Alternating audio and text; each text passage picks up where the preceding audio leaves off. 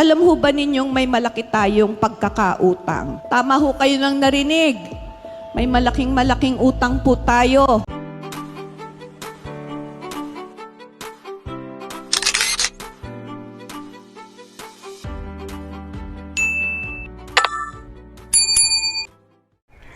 Welcome back sa aking YouTube channel, Jeremy's TV Manila. Like, share, and subscribe.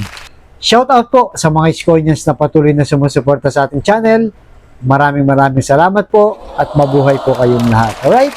So ang topic natin yung for today's video, Mayora. Ayaw tantanan talaga, no? Itong si Boss Y. Paulit-ulit lang siya na parang sirang plaka sa pagbanggit sa utang na kung saan ay kasama naman siya. Diba? At ngayon, tila ba hugas kamay na itong si Mayora. So bago po natin tuloy, panoorin muna natin yung actual na video. No? Ang sisti kasi, merong patawag itong si Mayora sa kanilang mga watcher pagdating ng election. Pero ang siste, bago daw umpisahan itong programa, ay bumanat muna dito kay Boss Y para siyempre ano man purpose niya kundi siraan siya. So narito po, panoorin natin tapos tuloy natin ang ating reaction. Pasok si Mang. Alam ho ba ninyong may malaki tayong pagkakautang? Tama ho kayo nang narinig. May malaking utang po tayo. Hindi totoo yan. Bola lang yan. Paulit-ulit na lang po, same issues, paulit-ulit na rin po namin sinasagot. Nagulat lang ako dun sa nakita ko ngayon na bakit ganito pala kalaki yung ulang Maynila. Hoy! Stop! Stop! Stop!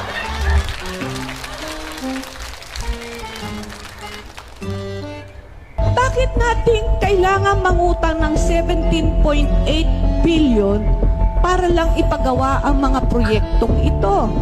Hindi ko naman po sinabi na pangit ang pinaggamitan ng inutang na pera na yan. Ang naging problema po natin is sabay-sabay pinagawa. Tama nga si Mayor na bakit si Mayora natin na bakit sinabay-sabay. Mababaw lang tayo sa utang, di ba? Paano tayo nakakahangin? So yung mga Iskoyans, napanood nyo, di ba? Talagang nagmamahang-mahangat pa itong si Mayora. Anong sabi niya? Alam niyo ba na malaki ang utang ng Maynila? Sabi pa niya, di ba? Mayora, alam po ng buong Maynila na may utang si Boss Y. Dahil unang-una, naka-broadcast yan. Siya na mismo ang nagsabi, at kasama ka pa, Mayora. Tila ba bakit ngayon nagkaroon ka ng amnesia? Hindi mo alam. At tila ba na ang tinutukoy mong utang ay masama? Di ba? Na para bang wala siyang ginawa, basta lang nangutang si Yorme at wala nang nangyari. Diba? So, alam naman po natin mga Kaiskonyans kung saan napunta, di ba? Yung utang na ginawa ni Yorme. At wala nang iba, di ba? Yung mga resibo na pinapakita ngayon. At parang nagulat pa siya, di ba? Itong si Mayon sa utang. At bakit daw? Bakit daw kailangan pang sabay-sabay? Diba? Malaking pera daw yan. 17.8 billion. Ang sabi ni Mayora. Sagot, di ba? Bakit hindi pwedeng sabay-sabay? Unang-una, mabilis kumilos si Yorme. Alam niya yung ginagawa niya. At kaya sabay-sabay yan para unang-una, sabay-sabay na mapakinabangan ng batang Manileño. Mapakinabangan, di ba? Yung eskwelahan, yung mga estudyante, yung mga teachers, mga magulang. Diba? Siguro mas maganda dito kay Mayora, pumunta siya sa mga pinagawa ni Yorme at kumustahin niya yung mga teacher, estudyante, magulang at yung mga pasyente dyan sa ospital ng Maynila kung ano ang masasabi nila. Diba? Kaya imbis na batikusin niya si Yorme, pumunta siya dun. Kung yung inutang ni Yorme ay walang kakwenta-kwenta, diba? At kung walang nakinabang. Kaya talagang itong si Mayora, mga Kaiskonyans, ay parang na lang siyang sirang plaka na paulit-ulit na lang talaga. Dahil wala siyang programang mailatag. Walang laman, no? Walang laman ng kanyang programa, kaya kailangan niyang banatan si Boss Y. So ngayon, sa kanyang mga tanong, no? ito pa, no? Ituloy po natin ang kanyang video na kung saan siya na rin mismo ang sasagot. Alright? So, pasok Mang si. Pero pwede po tayo umutang kasi maganda po ngayon ng financial status ng City of Manila eh. Pwede tayo umutang hanggang 25 billion pero hindi po tayo umutang ng 25 billion. Noong 2019 po, tayo po ay umutang ng 5 billion. Okay, saan po napunta ito? Sa pagpapatayo po ng Condominium 1, Condominium 2, Binondominium, Hospital ng Maynila, at ang rehabilitation po ng Manila Zoo. So yun po yung 5 billion. That was 2019. Pagdating po ng 2020, pinahiram po ulit tayo ng 10 billion. Okay, saan naman po napunta yung 10 billion? Yung 10 billion po napunta sa tatlong eskwelahan, yung Albert Elementary School, Rosauro Almario, and the Manila Science High School. Yung pagpapagawa po ng tatlong eskwelahan. And 3 more pabahay projects, San Lazaro Residences, San Sebastian, and Pedro Hill. 10 billion po. So in total, 15 billion. Okay. Nagamit na ho ba natin yung 10 billion na yon? Actual na ho ba natin na utang? Hindi po. Sa ngayon po, ang nauutang pa lang po natin, in total, is 4.7 billion. Yun pa lang po ang actual nating nahihiram out of the 15 billion na pwede nating hiramin. Okay. Bakit po ganon? Kasi po, there is such a thing as progressive billing. Kung ano lang po yung natapos, yun lang po ang babayaran. Yun lang po ang pwedeng ibayad ng bangko dun sa gumagawa. Okay. So, in other words po, ang actual pa lang pong nahihiram ng pamahalaan lungsod ng Maynila ay nasa, 4.5 billion out of the 15 billion na po pwede po nating hiramin. Okay. O actual natin pong niloan. 4.5 billion pa lang po. They can always check the records. I can give it to them. Diba? Tatanungin po ninyo, saan po natin makukuha ang pambayad? Sure naman po ako, yun naman po ang susunod na itatanong. Para po sa kaalaman ng lahat, napakaganda po ng financial status po ng Manila. Why? Because bumalik na po ang tiwala ng mga businesses sa atin because we are very transparent. In fact, maganda po ang pasok ng revenue sa atin dahil very efficient po ang ating revenue collection. Meron na po tayong, makikita po yung online, yung Go Manila app po, doon po pumapasok lahat. So, I can honestly say siguro, kung meron man pong very minimal po yung sinasabi nilang, alam niyo na po yun. Very minimal na po yan because online na po ang transaction. So, lahat po ng kailangan pumasok sa Maynila, papasok sa Maynila. That is one source na pwede po nating yung tax and revenue collection po ng Manila. The second one is, because of the Mandanas ruling, yung IRA po ng Maynila na dagdagan. So, from 3.7 billion, 4.9 billion na po ang IRA na pumapasok sa Maynila. 1.2 billion po ang nadagdag sa atin. So, yung 1.2 billion na po na yon, pwede rin pong kunin yung pagbayad po ng atin pong loan. In fact, kahit po magbayad po tayo, malaki pa rin po ang natitira kasi ang computation po natin, nasa mga 700 to 800 million lang po ang ibabayad natin yearly doon po sa inutang natin. That will leave around 500 million pa po na pwede pa po din natin gamitin sa kahit ano pa pong proyekto na pag-iisipan po ng lungsod ng Maynila. So, dapat po sana lagi lang, ang akin lang po sana, fact check po tayo. Sana po, yan na po yung end nung issue po na yan. Kasi it's nakakalungkot po. Nakikita naman po ng mga batang Maynila, lahat ng infrastructure. And one more thing po, yung utang po na ginawa natin sa mga bangko, yung mga banking institutions po, hindi po pwede magpautang sa atin na ipambibigay lang natin na ayuda. Hindi po. Dapat po may concrete sila nakikita. So lahat po yan ng atin pong inutang goes to infrastructure program, yung may nakikita po kayo. Kasi gaya nga po ng sabi ko, progressive billing po yan eh. Kung ano lang po yung nakikita na gawa na, yun lang po ang babayaran ng bangko. So in other words po, halimbawa, ito lang naman po ang natapos and ito lang po ang amount na nag So mga Esconyas, napanood nyo, di ba? Talaga namang itong si Mayora, doble cara. Di ba? Banat mo, sagot mo. Yan po ang nangyari. No, dito kay Mayora, na kung saan ngayon ay talagang batikos ng batikos kasi kay Boss Y. So anong sabi niya? Maganda, no? Maganda ang status ng financial ng Maynila. Di ba? At ang sabi niya, 25 billion po ang credit line.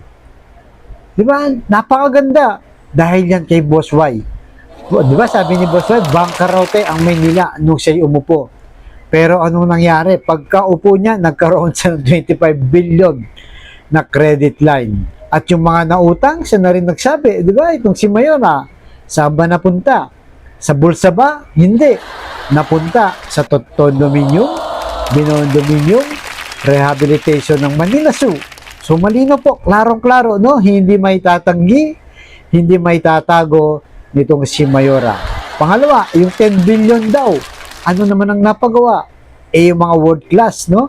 na public school, kagaya ng Albert Elementary School, Manila Science, Rosario Elementary School, at yung pabahay na kung saan ay inangkin na nga niya, di ba? Binenta niya na dahil ginawa niya ng rent to own. Itong San Lazaro Residence, San Pedro Hill Residence, at San Sebastian Residence. So, ganun pa lang, Mayora, no? Yung pa lang, Mayora, malinaw na may pinuntahan at napakagandang proyekto ang ginawa ni Yorme na kung saan naguhugas kamay ka. At ngayon, naririnig po natin sa kanya, di ba? Baon na tayo sa utang. Ang laki ng binabayaran natin. Dapat sana pambili na ng gamot yon o kung ano-ano. Di ba? Yan ang sinasabi ni Mayora. Pero siya na mismo ang sumagot. Di ba? Ano ba yung pambabayad natin dyan? Bakit tayo pinayagan magkautang? Di ba? Anong sinasabi niya? Inulit niya. Unang-una, dahil po doon sa nakuwang award dyan ni Boss Y. Ayan, no? Yung Good Governance, Good Financial Housekeeping Award. So, di ba, na-explain na po yan ni Yorme. Yan ang first step. Di ba? Pag nakuha mo yun, DILG pa yan ang nagbibigay ng certificate.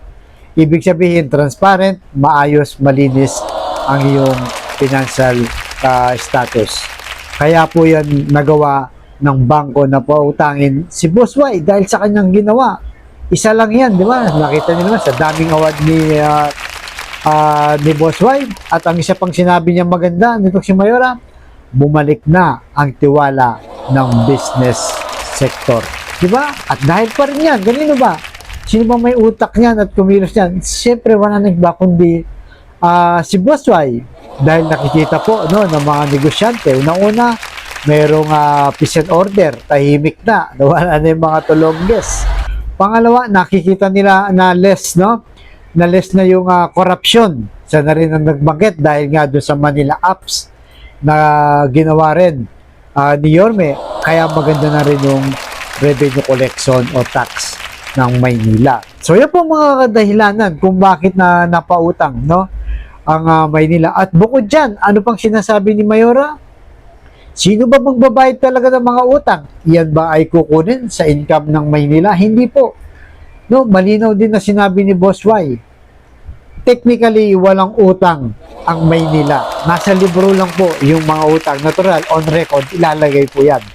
No? Anong sabi ni Mayora? Siya na rin mismo nagsabi. Meron tayong Mandanas ruling. No? Na kung saan ay 1.2 billion yung sinasabi niya, di ba? Nakaragdagang income ng Maynila. Kumbaga ito tulong po ng national government at utos mismo ng Korte Suprema. Kaya nga, di ba? Kaya nga pinautang at nautang si Yorme dahil alam niya mayroong pambayad, di ba? Ng utang ang Maynila. So ibig sabihin parang wala lang nangyari, di ba? Ang gobyerno lang din ang nagbabayad doon sa Mandanas ruling. Malinaw po 'yon. 'Yun ang sinasabi nitong si Mayora. At ipa-fact check natin, no? Sabi niya, i-fact check po. Sabi niya, di ba?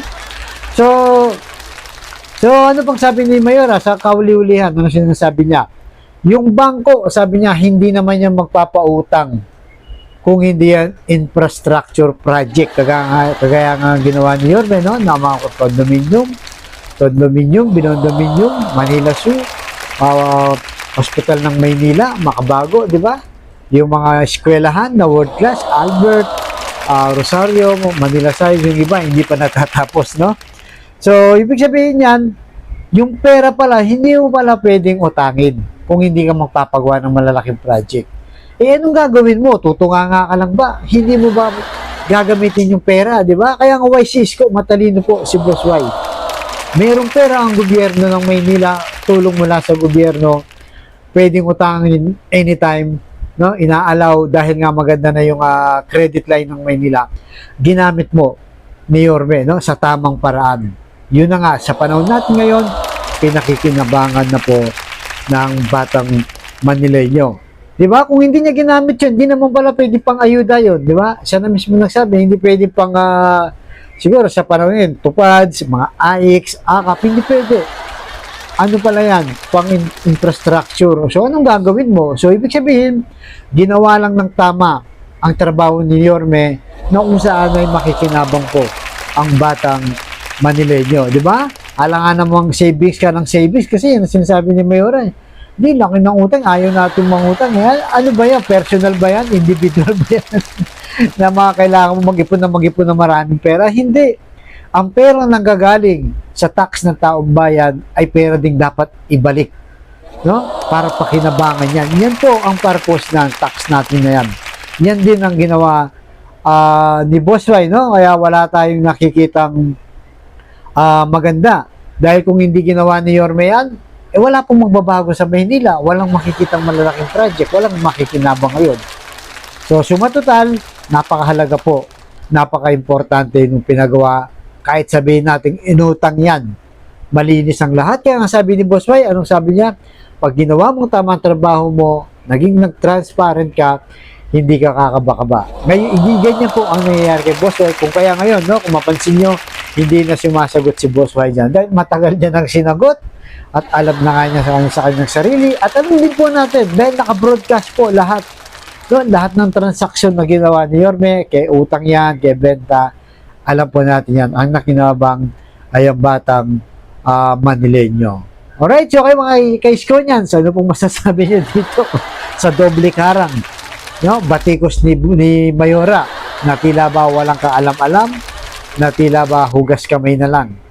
Sa kanya yung credit, yung utang, masama daw napunta o pinupukol o binabato kay Boss Y. Alright, so mga kaiskonyans, tuloy-tuloy lang po tayo. Sinasabi ko sa inyo, habang papalapit, no? Papalapit ang eleksyon, painit ng painit yan. Mas marami pa po ang maninira kay Boss Y. Kaya kapit lang, no? Kapit lang. Tuloy-tuloy po ang pagsuporta natin. Kaya sinasabi ni Boss Y, vote straight po tayo, no? Isko Moreno, Mayor, for Vice, Chi Atienza, at lahat po ng Yorme's Choice. So, huwag po natin bigyan problema si Boss Y. Straight na po natin. Vote straight na tayo para mas mabilis kumilos pa itong si Boss Y. Alright? So, like, share, and subscribe. At napaka-importante po yung komento nyo, yung saloobin nyo. Dahil yan ang pagsuporta natin kay Boss Y. So, muli po, maraming salamat po at pagpalain tayo ng poong may kapal. Manila, God first. Salamat po.